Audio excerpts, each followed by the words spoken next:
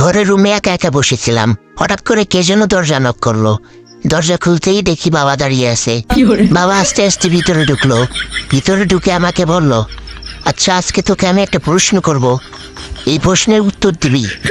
উত্তর যদি ভুলভাল হয় তাহলে কিন্তু তোর খবর আছে। আমি তো রীতিমতো ভয় পেয়ে গেলাম। তারপর বাবা আমাকে প্রশ্ন করা শুরু করলো।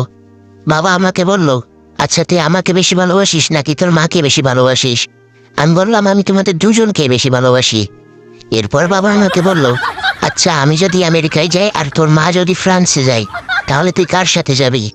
তখন আমি বললাম, আমি ফ্রান্সে যাব। তারপরে বাবা আমাকে বলল, তাহলে তো তুই তোর মাকে বেশি ভালোবাসিস, কারণ তোর মা ফ্রান্সে যাবে। তারপর আমি বললাম, আমি আমার মাকে না, আমি ফ্রান্সকে ভালোবাসি, এজন্য আমি ফ্রান্স যাব। এরপর আমার বাবা বলল, আচ্ছা আমি মনে কর ফ্রান্সে গেলাম আর তোর মা আমেরিকায় গেল, এখন তুই কার সাথে যাবি? আমি এবারে আমেরিকায় যাব। তারপর বাবা বলল, কেন তুই এবারে আমেরিকা যাবি? তাহলে তো প্রমাণ হয়ে গেল যে তুই তোর মাকে বেশি ভালোবাসিস। তারপরে আমি বাবাকে বললাম, আগেরবার তো আম্মুর সাথে ফ্রান্সে গেলাম, তাই এবার আমেরিকাটাও ঘুরে আসি। তারপরে বাবার আগের দৃষ্টিতে আমার দিকে চলো।